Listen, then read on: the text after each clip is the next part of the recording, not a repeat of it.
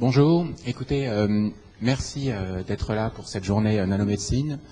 Je suis particulièrement content de pouvoir parler de ce sujet aujourd'hui, puisque finalement, j'y pensais ce week-end, ça fait maintenant plus de 15 ans que je travaille dans ce domaine, et j'ai commencé tout ça en travaillant à l'université de Pierre et Marie Curie au CEA de Saclay, quand je faisais mon doctorat, et c'était sur des sujets qui étaient pas la nanomédecine, mais qui étaient la nanotechnologie, les nanoparticules de semi-conducteurs magnétiques. Et depuis ce nom barbare, j'ai fait un certain nombre de choses, à explorer d'autres domaines comme la biologie. Et aujourd'hui, notre société Nanobiotics développe des produits pour le traitement du cancer qui utilisent exclusivement les nanotechnologies, mais on aura le temps d'y revenir.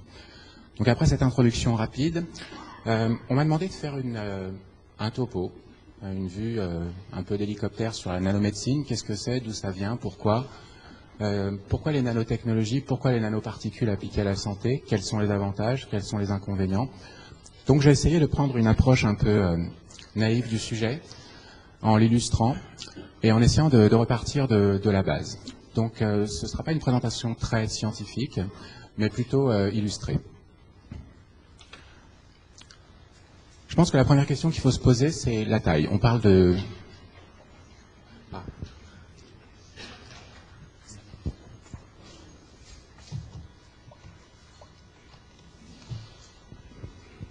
Ok. Donc la première question à propos des nanomédecines, évidemment il y a le mot nano dedans, donc la taille intervient. Et qu'est-ce que c'est que nanomètre? Nanomètre, c'est finalement 10-9 mètres. Et là vous voyez sur cette slide différentes molécules, différentes entités, différents objets que vous connaissez, que ce soit une molécule d'eau ou une molécule de sucre, mais aussi des anticorps ou des bactéries ou des cellules. Et vous voyez la taille en nanomètres de ces différents objets. Donc finalement cette notion de taille n'a rien de nouveau et elle fait partie des objets de la médecine de tous les jours.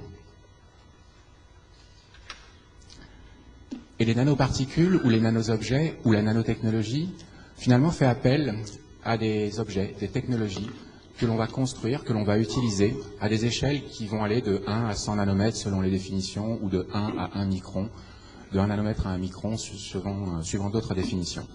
Mais l'important, je pense, dans cette notion, c'est que l'on amène des objets à l'échelle de la cellule et l'on amène des objets à l'échelle de molécules qui ont un impact sur la médecine. Et si on regarde dans une cellule que vous connaissez tous par cœur, on voit un certain nombre d'organes comme les mitochondries, les ribosomes, mais aussi d'autres membranes cellulaires. Et vous voyez des nanoparticules en bleu sur cette slide qui sont représentées pour vous donner un petit peu l'idée de ce que peut être une nanoparticule à l'intérieur d'une cellule. Et si maintenant on regarde sur des vraies cellules, quand on met en présence de nanoparticules, qu'est-ce que l'on peut observer, qu'est-ce que l'on voit? Donc il y a tout un tas d'expériences que l'on peut mener de ce type-là, mais on peut en voir un certain nombre où on voit des nanoparticules qui vont les pénétrer à l'intérieur de la cellule. Et je pense que là, on a quelque chose de clé dans les nanotechnologies et la nanomédecine, c'est que l'on peut fabriquer des objets qui vont aller à l'intérieur d'une cellule. Même si ces objets, pour l'instant, n'ont pas d'autres fonctions, on sait qu'il est possible de faire ces objets et de les amener à l'intérieur d'une cellule. Alors, venons-en à la définition de la nanomédecine. J'ai pris celle de European Technology Platform on Nanomedicine, finalement qui dit que la nanomédecine est l'application des nanotechnologies, des nanoobjets, de cette technologie, à la médecine. Et pourquoi? Pour essayer de développer de nouveaux traitements, de nouveaux outils de diagnostic, plus rapides, moins chers, plus efficaces. Mais finalement, la nanotechnologie n'est qu'une technologie, et on ne doit pas oublier le point principal de la nanomédecine qui est la médecine.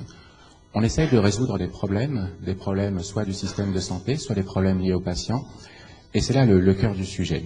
Et au final, la nanotechnologie n'est qu'une technologie parmi des centaines d'autres qui permettent éventuellement de résoudre un certain nombre de problèmes. Donc qu'est-ce qu'on attend de cette nanomédecine? Ici encore, j'ai pris un document de l'ETP Nanomédecine qui explique un petit peu quel serait ou quel est aujourd'hui et quel sera l'impact de cette nanomédecine. On pense que ça va pouvoir impacter des maladies importantes comme le cancer, les maladies cardiovasculaires ou neurodégénératives et bien d'autres. Et ça de plusieurs façons différentes.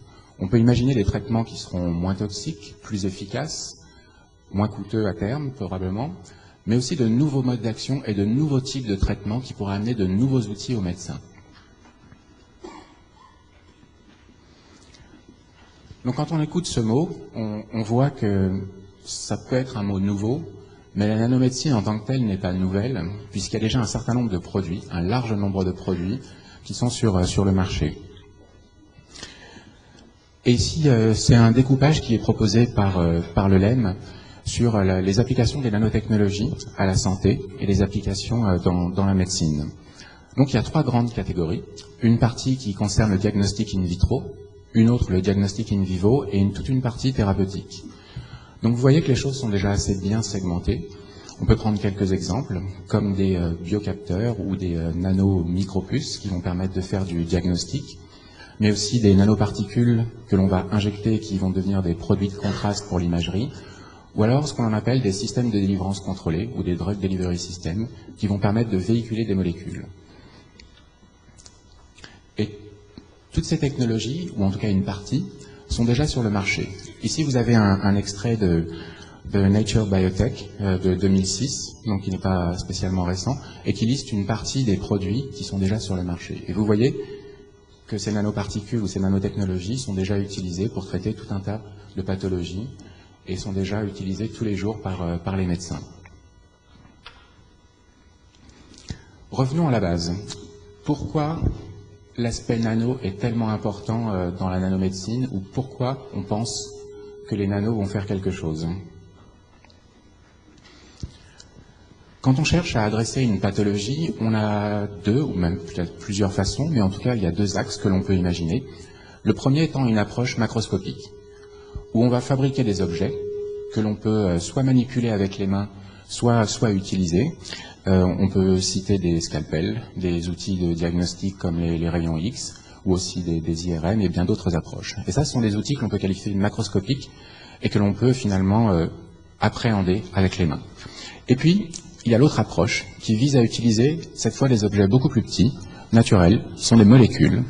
Et là, avec ces molécules, on va aller au cœur de la maladie ou au cœur de ce que l'on veut visualiser, la biologie, et créer des interactions entre ces objets et la maladie pour améliorer le patient ou régler un problème lié à une maladie. Et finalement, c'est ces 2 approches qui aujourd'hui sont très importantes dans la médecine. Et comment la nanomédecine, la nanotechnologie peut se situer dans ces 2 approches majeures. Mais finalement, la nanotechnologie, c'est la combinaison des 2. Ce sont des objets qui sont fabriqués par l'homme à une taille qui peut aller interagir avec les structures biologiques comme une molécule.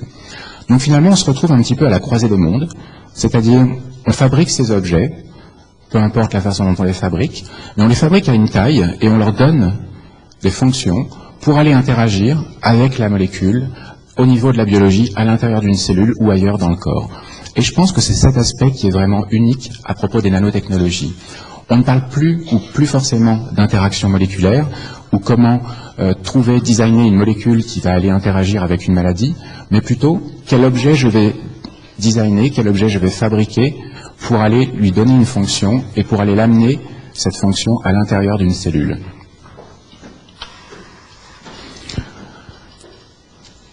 Mais la taille n'est pas tout, parce que finalement, tous les objets ou plein d'objets sont nano. L'important, nous pensons, c'est que ce qui fait la partie unique, ce qui fait le caractère unique, des nanotechnologies, c'est que si on arrive à obtenir des propriétés qui deviennent différentes lorsqu'on a ces objets qui sont nano, et ces propriétés n'existent pas lorsqu'on fait grossir ces objets, alors on a quelque chose unique. On a quelque chose d'unique à propos de ces nanomatériaux. Et c'est vraiment, finalement, la question qu'il faut se poser, c'est est-ce que je peux arriver à délivrer ou à faire cette fonction ou cette application sans l'utilisation d'un objet nano? À partir du moment où la réponse est non, alors on peut se dire qu'il y a un intérêt à utiliser un objet nano et que la nanomédecine peut avoir un apport unique dans ce que l'on cherche à résoudre.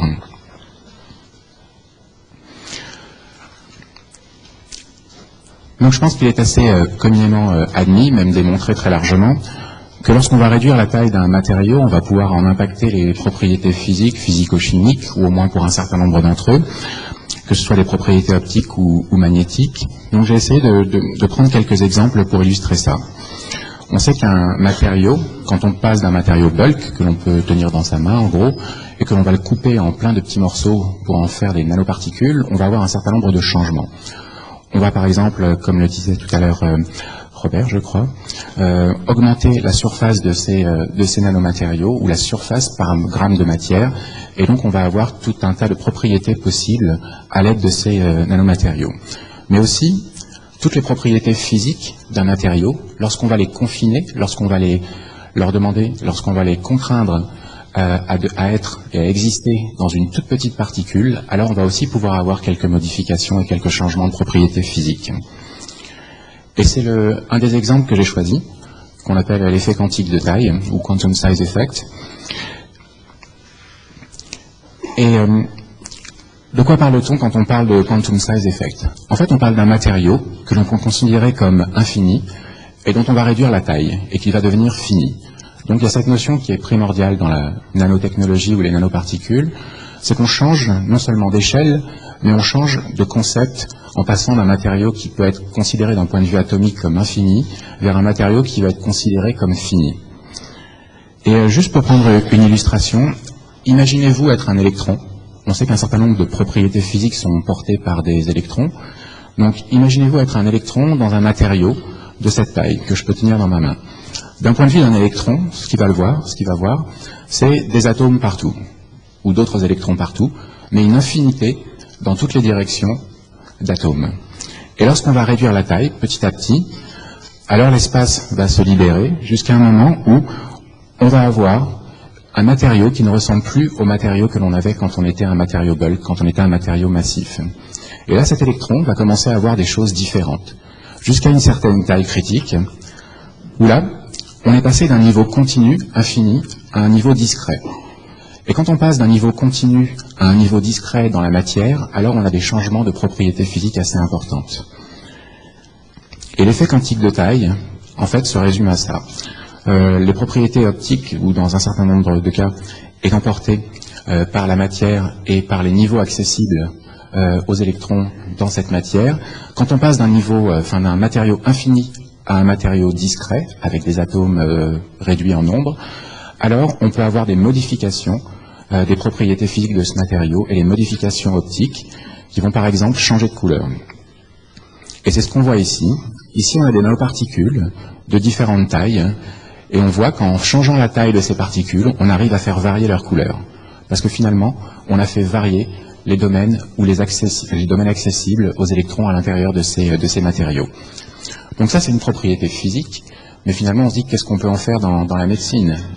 Est-ce qu'on va avoir un produit coloré, un médicament qui passe du rouge au vert? Ça n'a pas vraiment d'intérêt. Donc il faut plutôt repartir d'un cran. Maintenant qu'on sait qu'on peut impacter les propriétés de la matière en changeant la taille, qu'est-ce qu'on peut en faire de cette matière? Et je pense qu'une des questions, ou en tout cas c'est une des questions qu'on s'est posées, comment est-ce qu'on peut impacter une cellule avec une ou une population de nanoparticules? Et je vais vous présenter une expérience que j'ai faite il y a plus d'une dizaine d'années à l'université de Buffalo, où finalement on s'est dit, avant de démarrer, avant d'aller vers des choses complexes, essayons de montrer quelque chose de simple qui parle à tout le monde. L'idée était simple, mais l'objet très compliqué.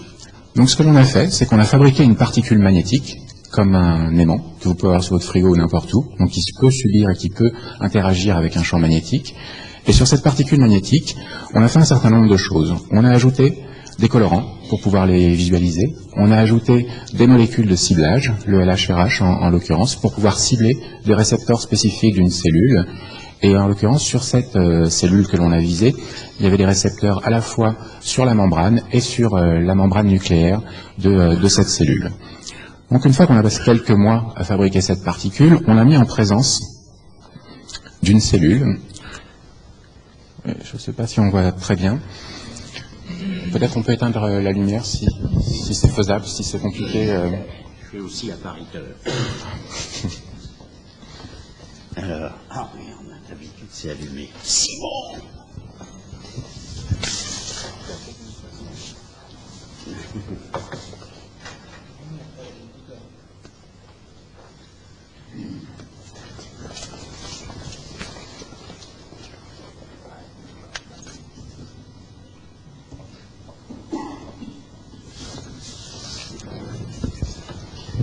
Merci beaucoup. Donc on a mis en présence ces nanoparticules des cellules. Et ce que vous voyez ici, en vert, c'est ces nanoparticules qui ont pénétré les cellules et que l'on peut visualiser grâce aux petites molécules fluorescentes que l'on a mis à l'intérieur. Et maintenant, une fois que ces cellules étaient, entre guillemets, chargées en nanoparticules, et la partie verte que vous voyez au milieu, c'est les fragments du noyau de cette cellule, eh bien on a fait tourner un aimant à l'extérieur des cellules, à côté de la boîte de Petri. Et qu'est-ce que l'on voit? C'est que de l'extérieur, en faisant tourner un aimant, parce que ces cellules sont chargées en nanoparticules magnétiques, eh bien on arrive physiquement à faire tourner le noyau de cette cellule. Ça peut paraître assez anodin comme expérience, mais c'est une preuve assez incontestable du fait qu'en fabriquant des nanoobjets avec de nouvelles propriétés physiques, on peut les amener à la fois à l'intérieur d'une cellule et de l'extérieur, on peut impacter cette cellule. Et une fois qu'on a démarré cette expérimentation, après on s'est dit qu'on pouvait aller vers des choses un peu plus complexes. Et aujourd'hui, quand on regarde où on est arrivé en nanomédecine, il y a des applications qui sont utilisées. On peut citer les quantum dots, qui font appel à l'effet quantique de taille qu'on a mentionné tout à l'heure, et qui sont utilisés soit en recherche, pour pouvoir visualiser des cellules ou un certain nombre de choses à l'intérieur avec de la fluorescence, mais aussi sur des modèles animaux, où on peut suivre de l'extérieur, visualiser ces nanoparticules et en faire tout un tas de choses. Il y a aussi les médicaments. Ici, vous avez le Doxil, qui est de la doxorubicine encapsulée dans des liposomes, qui sont considérés comme faisant partie de la nanomédecine, et qui sont des drug delivery systems qu'on mentionnait précédemment. Mais aussi des choses beaucoup plus simples, comme ici un test de grossesse, qui utilise des nanoparticules d'or. Et les nanoparticules d'or, ici, sont là pour contraster et pour faire apparaître les traits que vous voyez. Bien sûr, elles sont couplées à la biologie pour pouvoir identifier ou pas la molécule de référence, mais la base de la visualisation se fait à partir de ces nanoparticules d'or. Il y a aussi les produits de contraste pour l'imagerie, que je mentionnais précédemment, et ici vous avez de l'Endorem, qui est un produit de contraste pour l'IRM. Donc vous voyez que la nanomédecine, ça peut être un concept, mais c'est aussi déjà des produits sur le marché.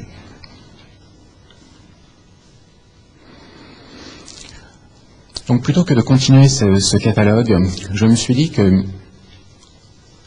j'allais essayer de développer une idée qui était finalement quelles sont les différences fondamentales, ou quelles peuvent être les différences fondamentales quand on va fabriquer une thérapie à partir d'une molécule thérapeutique ou à partir d'une nanoparticule. Et qu'est-ce qui change la donne finalement?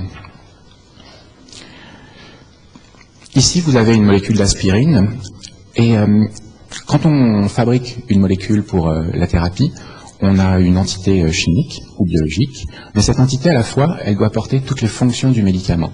Et les fonctions du médicament, ou en tout cas une partie des fonctions du médicament, sont l'efficacité, bien évidemment, c'est ce qu'on recherche, mais aussi la biodistribution, comment cette molécule va se distribuer dans le corps, et sa bioavailability, et toute la partie sécurité de ce médicament.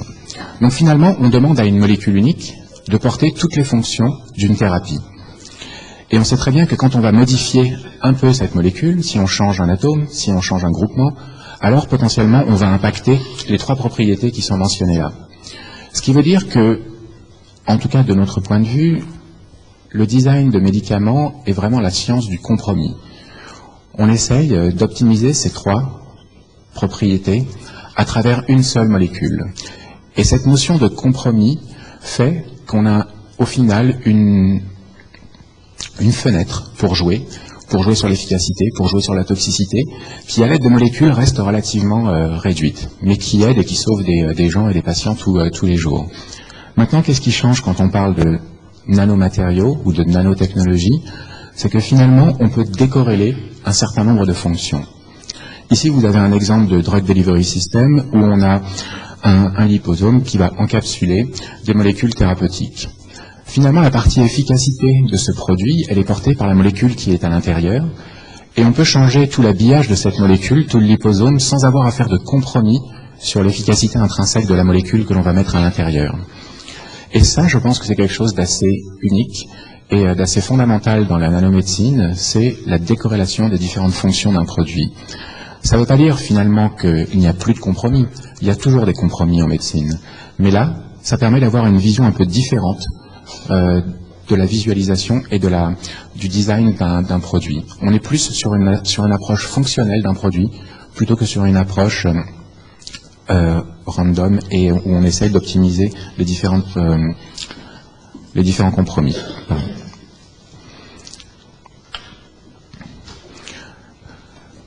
Donc quand on revoit le panel des applications de la nanomédecine, on peut essayer de se poser la question où est la valeur ou où est la nouveauté de ces nanomédecines. Et finalement, il y a toute une partie de cette nanomédecine qui est un peu différente des autres. Pourquoi ? Quand on voit un drug delivery system, quand on voit un produit de contraste et autres, on a des produits qui sont là pour améliorer l'existant. C'est-à-dire qu'on faisait déjà quelque chose. Quand on utilise la doxorubicine, on utilise ce médicament. Quand on le met dans un liposome, on améliore ce médicament qui existe déjà. Mais on ne change pas les fondamentaux du traitement. Alors qu'il y a toute une partie de la nanomédecine qui, elle, peut amener des choses complètement nouvelles. Pourquoi ? Parce qu'on a une partie de la nanomédecine qui permet de faire des nanoparticules qui, elles-mêmes, vont devenir le principe actif. Et je pense que vous en aurez quelques démonstrations, ou en tout cas exemples, tout au cours de la journée.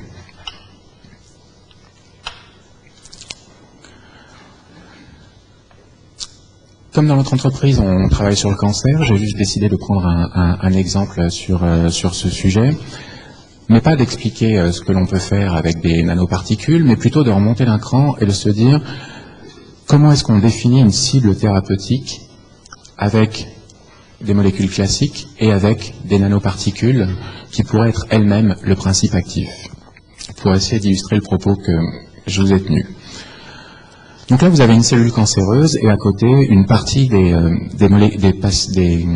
chemins moléculaires ou des réactions biologiques, qui sont impliqués dans cette maladie.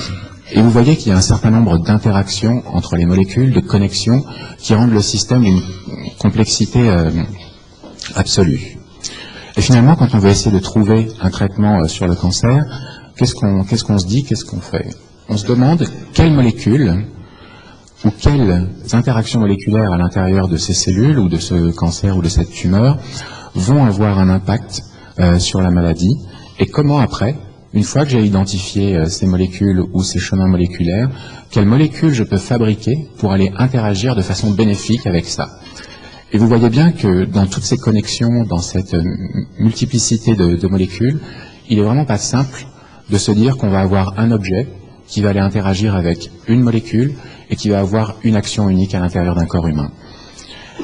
Et finalement, quand on parlait de science des compromis, on sait qu'il va y avoir énormément de chemins moléculaires ou d'interactions moléculaires qui vont être impliquées dans une maladie, plusieurs molécules, et que ces molécules ne sont pas forcément et seulement impliquées dans cette maladie, elles peuvent aussi servir à des choses utiles pour le corps. Et que quand on injecte une molécule, finalement, même si l'intention est d'aller interagir spécifiquement avec un certain nombre de ces chemins liés à la maladie, on va forcément, ou en tout cas de façon presque sûre, aller interagir avec d'autres choses qui sont cette fois utiles pour le corps.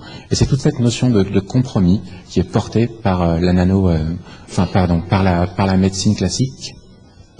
5 heures encore ? D'accord. J'ai presque terminé.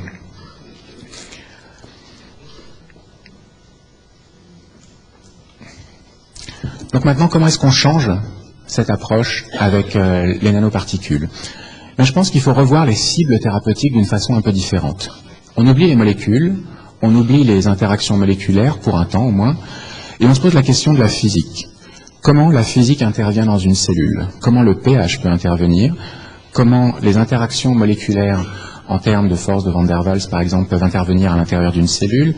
Comment la physique des fluides sur les membranes, notamment, peut intervenir ? Tout l'aspect structural d'une cellule, comment est-ce qu'on peut le changer, comment est-ce qu'on peut l'impacter ? Et finalement, on peut redéfinir un certain nombre de cibles thérapeutiques, cette fois plus en cible moléculaire, mais en cible de constante physique. Et quand on regarde une membrane cellulaire, on s'aperçoit qu'il y a plein de choses physiques dedans. On a la fluidité des membranes, les interactions ou les forces de Van der Waals dans les membranes. Le pH joue un rôle clé. Entre deux membranes, on a une différence de potentiel et on a la conduction électrique qui peut avoir un rôle. la température aussi est importante. Et finalement, on s'aperçoit qu'on peut redécomposer une cellule en forme de constante physique, et jouer sur ces constantes physiques peut impacter une maladie. Et on peut même descendre encore plus loin.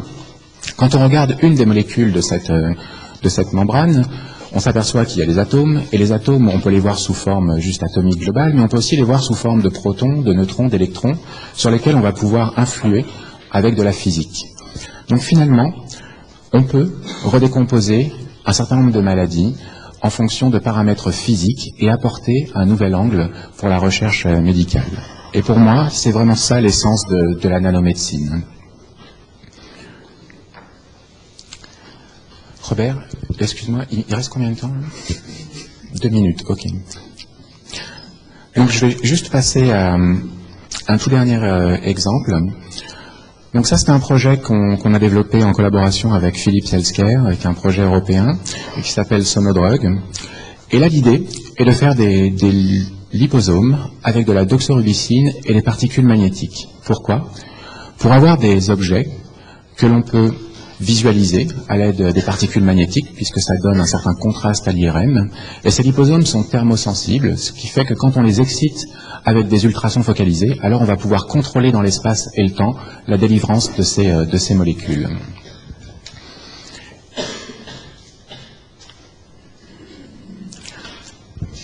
Donc pour conclure sur cette introduction, on peut dire que les nanomédecines existent déjà. Elles apportent des solutions tous les jours aux patients, mais qu'il y a toute une partie de la nanomédecine qui est en développement aujourd'hui et qui pourrait aussi et qui apporte et apportera de nouvelles solutions, de nouveaux axes de traitement. Mais il y a encore énormément de choses à faire et je pense qu'il y a un certain nombre de challenges qu'il va falloir résoudre. Une grande partie liée au manufacturing. Fabriquer ces produits n'est pas quelque chose de simple ou pas toujours simple. Donc ça fait partie des grandes questions et des choses importantes. Après, chaque fois qu'on a une innovation, finalement, l'aspect le plus important, que ce soit nanotechnologie ou autre, c'est quelle est la place de cette innovation au sein de la société, quelle est la place de cette innovation au sein du système de santé. Et quelque chose qui est vraiment cher à la médecine et qui est important, c'est la pratique médicale. Comment est-ce qu'on amène une innovation dans une pratique médicale existante ? Voilà, c'était ce que je voulais vous dire pour aujourd'hui. Merci, j'espère que j'ai respecté le temps.